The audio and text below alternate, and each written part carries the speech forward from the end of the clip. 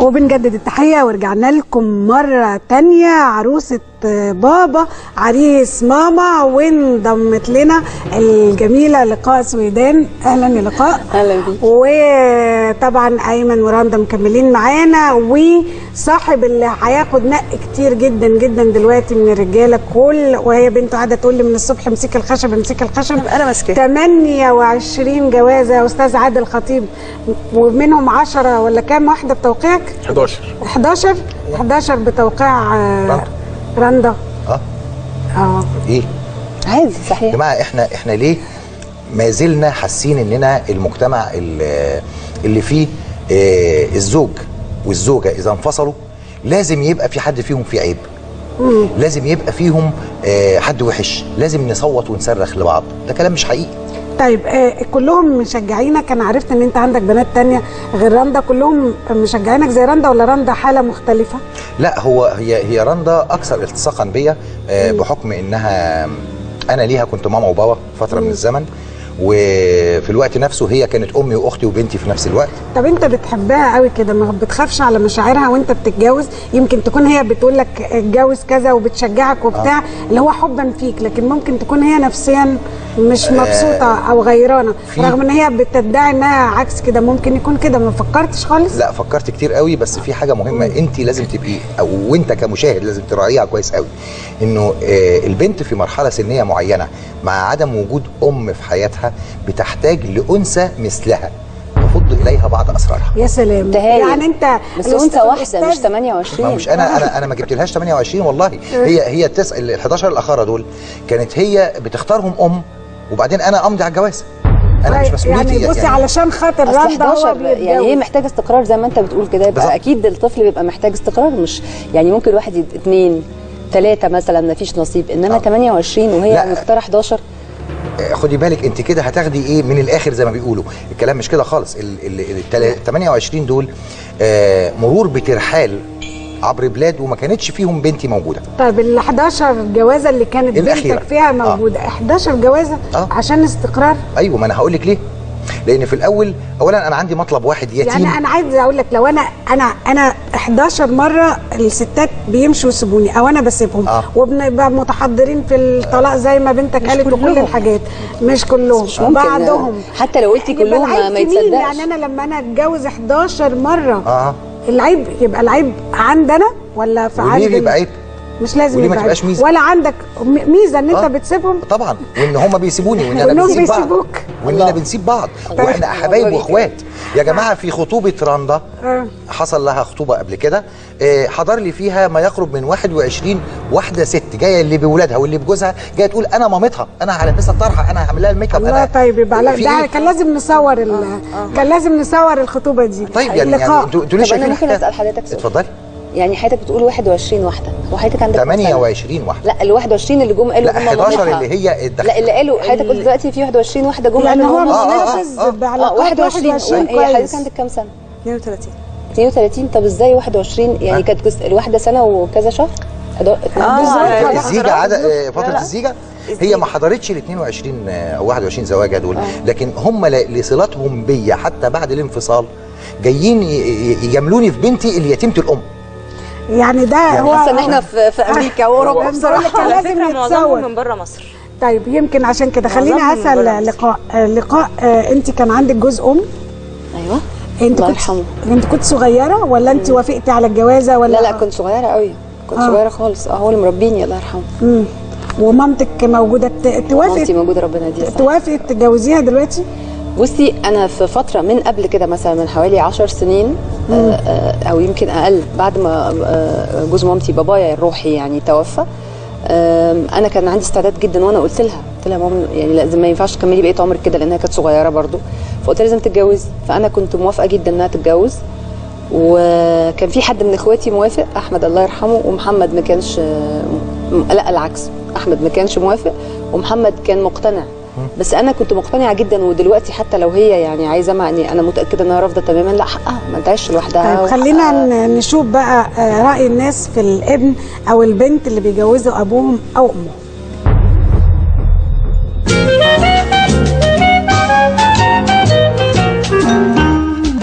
الراجل ممكن يتجوز لكن الست هتتجوز ليه؟ انا رايي كده يعني. ست تربي عيالها لكن الراجل يتجوز عادي. دي حاجه ترجع لهم هم شخصيا، يعني انا ما اقدرش اتدخل فيها. اتجوز عادي، مفيش حاجه لما اتجوز يعني. عادي في الارياف كل ده شيء وارد يعني. انا والدي مثلا 64 ووالدتي اتجوزت سنه 67، وهذا الراجل هو اللي ربانا بصراحه، يعني راجل محترم. لا ما يبقاش ولا عمي ولا خالي، ما مرضاش. كان راجل فاضل جدا وهو اللي ربانا، كنا اطفال وكنا بنمر بظروف صعبه جدا، والراجل وقف جنبينا وربنا احنا 3 صبيان واحنا مش ولاده. لو راجل كويس وربى كويس ممكن يكون احسن من الاب. انا كنت بقف جنبه ضد والدتي كمان، انه كان طيب، كان انسان عظيم وراجل كريم. ده انا اقول له يا بابا ومش هقول له يا عمي. لا ما اقولوش يا عم، هو مفيش غير ابويا وهقول له يا ابويا بس. وفي ناس برضو ما بتجوزش علشان خوفا من المعاشات يعني وكلام من ده يعني، في بعض الحالات بجد يعني.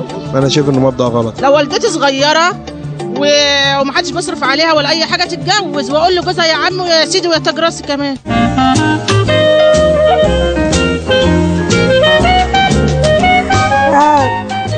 تقول يا عمي ويا سيدي ويا تاج راسي، خدوا الحكمه فعلا. وانت ده المعنى اللي انت قلتيه بشكل تاني، ان انت دلوقتي مقتنعه ودلوقتي ممكن حاولت ان انت تتجوزيها، ولو هي حبت انت هتبقي سعيده. ما هو يعني حرام ان انا ما دام ربنا سبحانه وتعالى محل الحاجه، انا كبني ادم مش من حقي ان انا احرمها. ومش من حق اعتقد يعني الولاد اللي بيحبوا اهاليهم بيبقى فيه غيره طبعا من الصبيان اكتر من البنات، لكن ليه تعيش بقيه عمرها لو هي يعني يبقى هي مش محتاجه الجواز بس، يعني احنا نقوله عيب، يعني مش شرط تكون محتاجه الجواز عشان الحاجه العيب دي، مع ان دي برضو حاجه ربنا اللي حاططها جوانا وحاجه طبيعيه لكن محتاجه حد يقعد معاها، لان اكيد لما الولاد بيكبروا ويتجوزوا بيبقى ليهم حياتهم، مش ممكن يبقوا ليهم نفس الاهتمام. فليه نحكم على الناس الكبيره في السن انها تعيش وحيده لمجرد ان في حاجه اسمها اصل العرف، اصل الناس تقول، اصل عيب، اذا كان ربنا سبحانه وتعالى يعني يحلل ده. معنى كده ان الولاد اللي ما يعملوش او اللي ما يساعدوش ولا الاهل او ما يشجعوهمش او يقفوا في طريق ان هم يتجوزوا، دي انانيه؟ اعتقد انها انانيه. بيبقوا انانيين ولا قسوه مجتمع؟ بصي، ما هو يعني هي نوع من الانانيه، ان انا مش عايز مامتي او بابايا، عايزهم يبقوا ليا بس.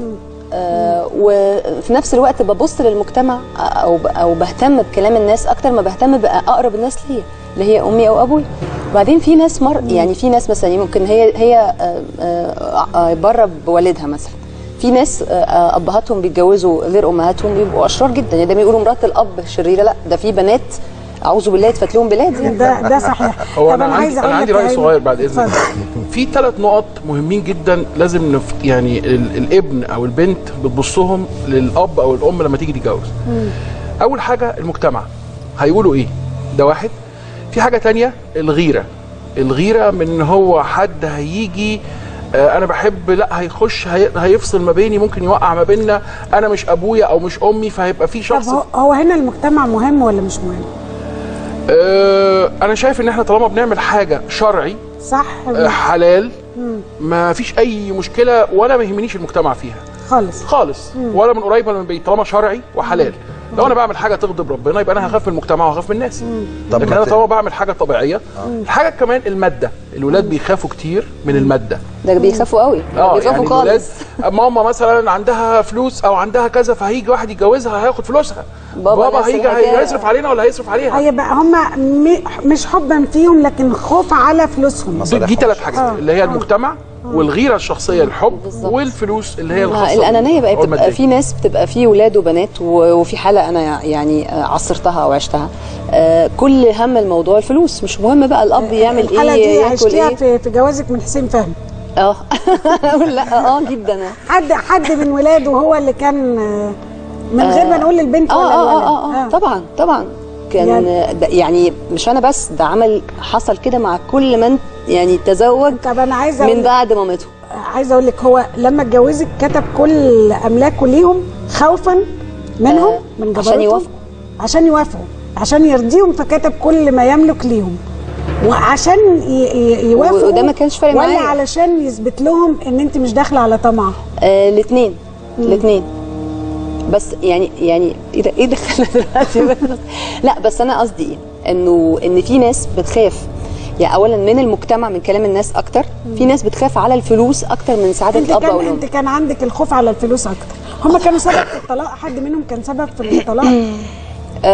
نوعا ما، او كانوا من احد اسباب الطلاق نوعا ما بالنسبه لي. يعني بنتك كان عندها جوز ام، كانت سعيده بان هو عشان هو النجم حسين فهمي، ولا هو كان لا بنتي مش مستوعبه ان هو النجم. بنتي انا لما اتجوزت كانت عندها 3 سنين ونص، وانفصلت كان عندها تقريبا 8 سنين او 8 سنين ونص، 8 سنين. فمش مستوعبه يعني هو بالنسبه لها ما كانش النجم، هو بالنسبه لها كان اب كويس، وهو كان كويس يعني مع هي كانت بتحب اب، هي عايزه اب، وهي لغايه دلوقتي بتقولي مامي هتتجوزي امتى بقى؟ هي بتقول لك طيب بنتك اسمها ايه؟ لقاء جمانة بتخطب للقاء، بس عايزين بقى المره دي حاجه ان شاء الله تعمر وتكون كويس. محدش يلومني يا رندا. لا بس مره واحده مش حاجه و20. ايوه بالظبط، هي ابديه ان شاء الله. ثبتها انت بس، ثبتها كده. انا بحب يعني شايفك عمال تثبت وتظبط فيها. اثبت مين؟ بنتك خالص. رندا كل بنت بتحلم انها تتجوز زي ابوها. في بنات كتير اللي هو الاب ده هو نموذج الاب، هو فارس الاحلام، او تبقى عايزه نموذج عكسي عن الاب، بس الاغلب بيبقوا عايزين الاب. اقدر اقول ان انت عايزه نموذج الاب بس من غير زيجاته؟ يعني تقدري تتجوزي واحد اتجوز قبلك 200 مره، او ممكن يتجوز؟ وانا ما انصحهاش. وانت ما تنصحهاش؟ ليه بقى؟ لانه ببساطه شديده انا شخصيا بالنسبه لبنتي خلاص خرجت من طور مجرد القدوه، لان دلوقتي هي بقت مسؤول عملي عن اداره حياتي، مكتب وعمل وحاجات كده، فبدات تكتشف فيا عيوب رجل الاعمال صاحب العمل، وبناء عليه ما بقتش القدوه بتاعتها اللي ممكن تبقى عريسها هو ابوها، لا خالص. هي دلوقتي بتبحث او ترى في عريسها مواصفات غير ابوها، وقد تكون نقيضه تماما. خلاص ده ببساطه ده. طب هو خطوبتك اللي قبل كده ما فشلتش بسبب والدك؟ لا اي حد يتقدم لك يعرف ان والدك اتجوز 28 مره ده بيبقى نفسه يكمل الموضوع يعني نفسه. والله طبعا. عاوزين تعملوا مسلسل 28 مش عاوزين، هو بيتكتب فعلا، بيتكتب السيناريو بيتكتب، بس هو طبعا في بصمات للمنتج للمال، عشان الممثل الستوري، عشان انت المسلسل ده عايز تقول فيه؟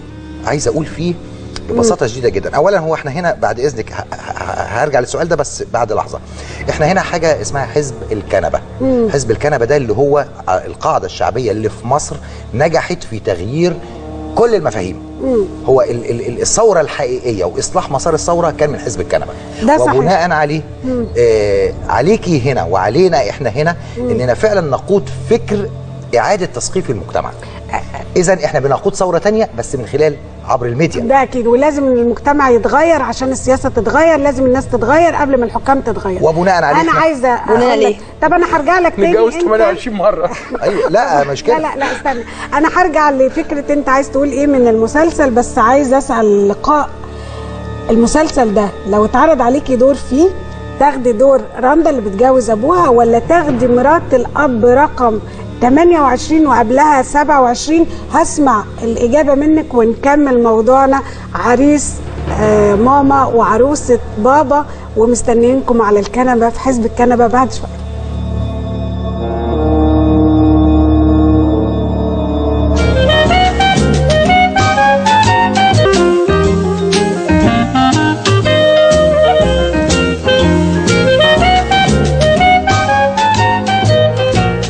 بنجدد التحية مرة أخرى لكل مشاهدينكم، ورجعنا لكم وعريس ماما عروسة بابا. وكنا بنسأل لقاء قبل الفاصل المسلسل بتاع عروسة بابا، تاخدي دور رندا اللي بتجوز أبوها، جوزته 11 مرة، ولا تاخدي دور الزوجة اللي هي 28 قبلها عندها 27 دور؟ لا اخد دور رندا، لأنه دورها أعتقد مليان بالمتناقضات معلش اسمحي لي يعني انا ما تزعليش مني، انا شايفه ان اصل دي حاجه مش ممكن تكون مش طبيعيه، وما تزعلش مني رغم ان انت يعني مبسوط ومنفتح وواثق في نفسك جدا. ما تقوليش ان كل كميه الجوازات دي ما اثرتش في نفسيه بنتك. معلش ام سو سوري.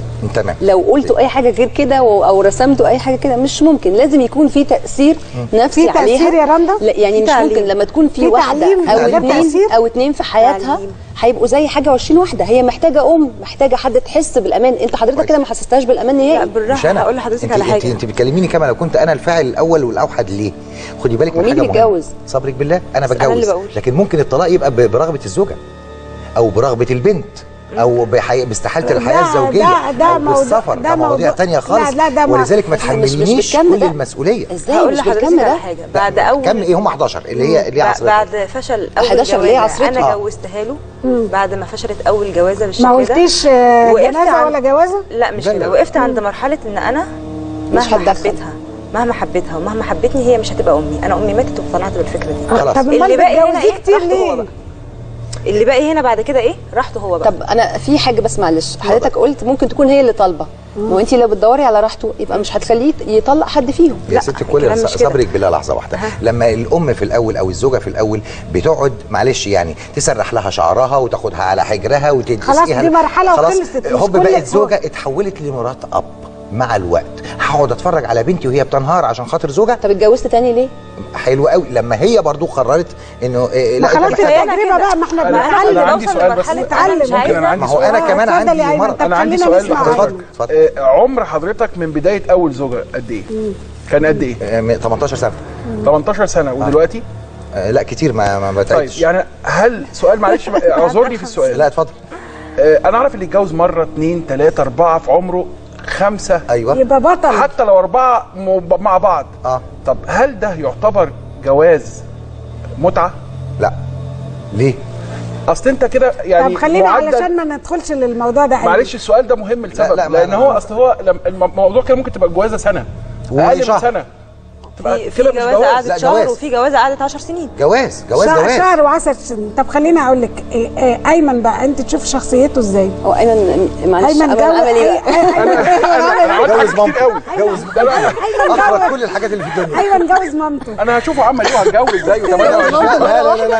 لا يا دوبك مره واحده. جوزت مامتك مره واحده؟ طب وايه؟ ما دي حاجه صحيه جدا وطبيعيه، وده واضح ان هو انسان متصالح مع نفسه. يعني ايمن نموذج صادق حقيقي متصالح مع نفسه. رندا زي ما انت شايفه زي ما الناس كتير تشوفها انها فيها حاجه مش هو ممكن يكون شايف والدته برضو محتاجه، يعني هو كده متوافق مع نفسه ومتوافق مع كلام ربنا. هو حتى في السؤال الاولاني واضح ان هو بيقول انه ما دام حاجه حلال، يعني انا نفسي ماشيه على المبدا ده، ما دام حاجه ربنا حللها سواء جواز او طلاق، انا ما يهمنيش راي الناس دي حاجه في المقام الاخير، ما دام حاجه ربنا سبحانه وتعالى حط لها ثوابت. عايزه بقى نكمل مع ايمن القصه. احكي. ايمن شخصيه انا منحازه جدا لايمن جدا يعني. ايمن شخص شديد التحضر. هو طلق مراته ومراته اتجوزت وهو صديق جدا جوزها وعنده ولاده منها، وهو اتجوز ومراته قبل كده كانت متجوزه وعندها ولاد. فعارفه ايمن كده قصه يعني. هي فكره التسامح مع نفسك. ازاي انك انت ما تكرهيش الناس. ودي انا يمكن بيقولوا عليها اصحابي كتير جدا، انك انت ما بتكرهش حد او حتى ما بتقطعش مع حد. طب انت ما بتكرهش الناس، لكن الناس هل حسيت في لحظه ان الناس ممكن تهاجمك تشوفك كتير مختلف؟ كتير بيهاجموني. يعني انا كون ان انا لسه يعني علاقتي بزوجتي القديمه او جوزها ناس اصدقاء خلاص علاقتي انتهت كزوجه. طب انا عايزه اسالك، اللي بيهاجمك اكتر ولا اللي بيأيدك اكتر؟ الناس بتستغرب مش بتهاجمني، ولا الناس عندها حاله استغراب دايما. يعني الناس بتستغرب منك. عليه علامه استفهام. انت ازاي تعرفه؟ ازاي تبقى انت صديقك كان جوز مراتك؟ ازاي تبقى انت صديق لجوز يعني تركيبه كده غريبه. ازاي انا اشهد على جواز جوز امي؟ يعني اما جه زوج امي الله يرحمهم الاثنين انا اللي شهدت على جوازهم. الموضوع لازم يبقى فيه نوع من انك انت متصالح مع نفسك. يعني انا ايه اللي هيخليني اخسره؟ لان انا يعني هديك امثله. انا مثلا ولادي موجودين في بيت زوج مامتهم، راجل محترم جدا وربنا يبارك له وبيراعي. انا عايزه ايمن تكون معايا في حلقات كتير قوي. عايزين نعمل حلقه مخصوص على القصه دي وتكون معايا. بس انت شايف ان احنا مجتمع بيخاف من خياله، وبالتالي اي حاجه يقول لك ان ده عيب يعني او حرام يخليها حرام وهي مش حرام. هي مشكله ان احنا اعتقد يعني في المجتمع بقينا نحط العرف ورأي وكلام الناس اكتر اهم حاجه في حياتنا. بالظبط. يعني انا مثلا قابلت واحده ست من كام يوم بتقول لي انت اول ما شافتني قالت لي على فكره جريئه قوي. فبقول لها ليه؟ قالت لي عشان قدرتي تاخدي قرار الطلاق.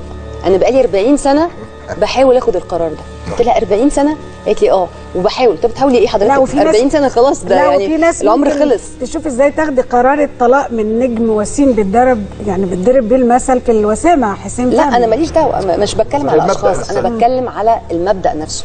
فكره ان الواحد ياخد قرار الطلاق او قرار الجواز، عشان كده بقول ده شجاعه انه حتى ياخد قرار الجواز. كل الجوازات دي انه يعني ما تعقدش، وان بنته ما تعقدتش، دي شجاعه انه ياخد قرار طلاق، وشجاعه انه هو خد قرار طلاق 27 مره. 27 مره. هو في 28 لا لا لسه موجودة؟ 26 موجودة 26 مره. ليه في حد في خلع؟ حد الله مات؟ يرحمه توفى. في واحده توفت والزوجه الاخيره معاه وخلفت، مش كده؟ وجابت لي الولد دي بقى الوحيد. الحاجه اللي نفسي انا اسالها. هو حضرتك يعني ما خلفتش من الجوازات كلها؟ لا عنده كام بنت؟ عندي دلوقتي كلهم بقوا 7. 6 بنات. 6 بنات وولد. انت طب مش عايشين مع فاكر مين؟ 6 بنات وولد. عايشين هي مع فاكره مين؟ اخواتها يعني. عايشين مع مين؟ لو ماما لا، عايزه اسالك استاذ عادل، لو جوز واحده فيهم اتجوز عليها اكتر من مره او طلقها جوز واتجوز، مين؟ جوز بنت ولا بناتك؟ على فكره انا يعني برضو انا مش الحياه اللي انتوا انا عايشينها. عايزاك ترد على السؤال. ماليش دعوه.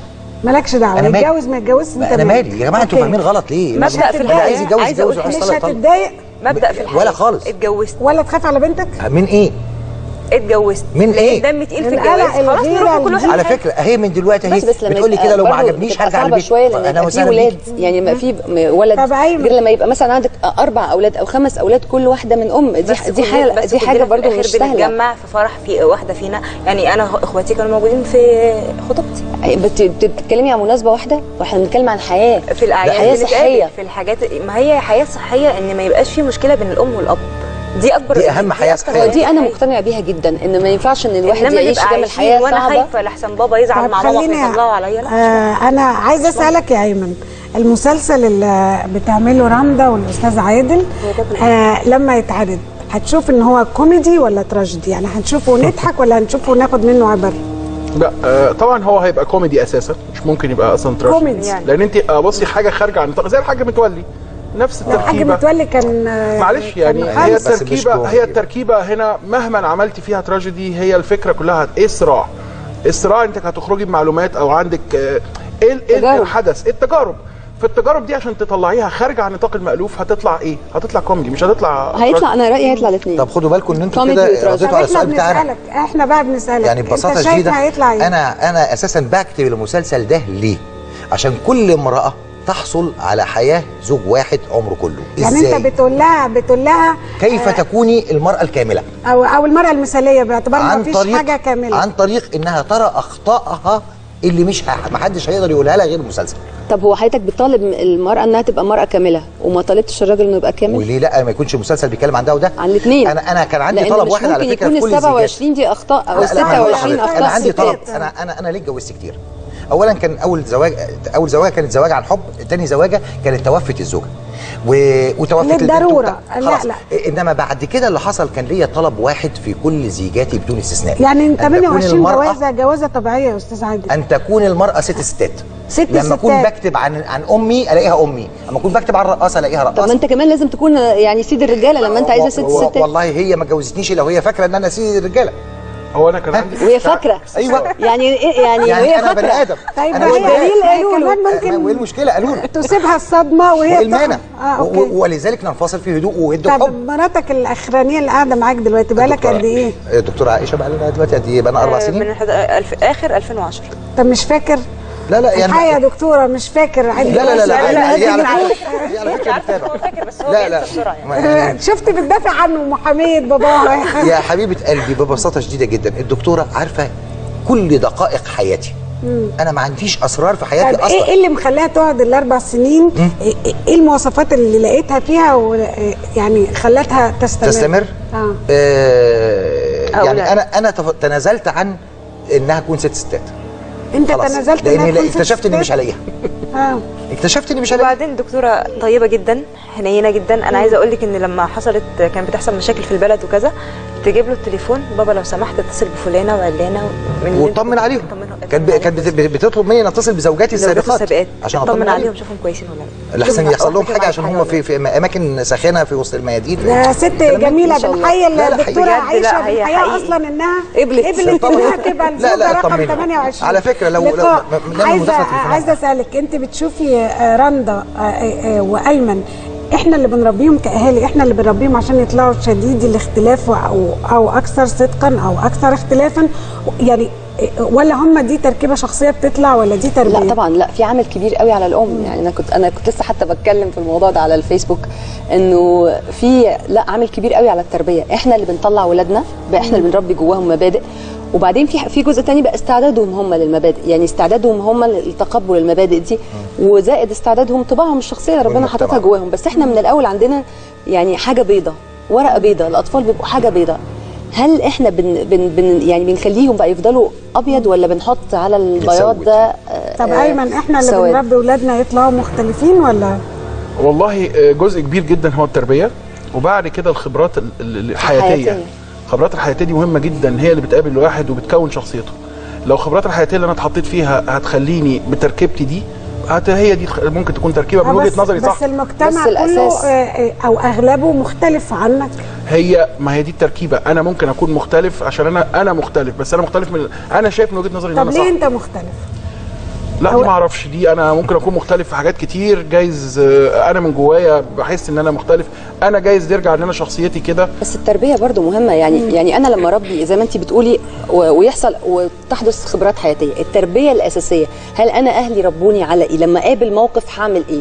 هروح لفين؟ هاجي لراي الدين ولا هسمع كلام الناس؟ التربيه الاساس، وبعد كده الخبرات الحياتيه دي بس بترجع في النهايه للاساسات القويه اللي انت حطاها. استاذ عادل، احنا اللي بنربي اولادنا ولا بيطلعوا زي ايمن ورندا بيطلعوا كده؟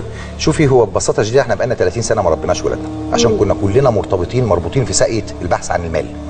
المفروض ان اللي جاي، ويمكن دي قضيتنا الحقيقيه، انه الاب والام يسمعوا ولادهم، ويمكن ده لغتي اللي انا بكتب بيها الفتره الاخيره، اللي هي من الطفل للكبير.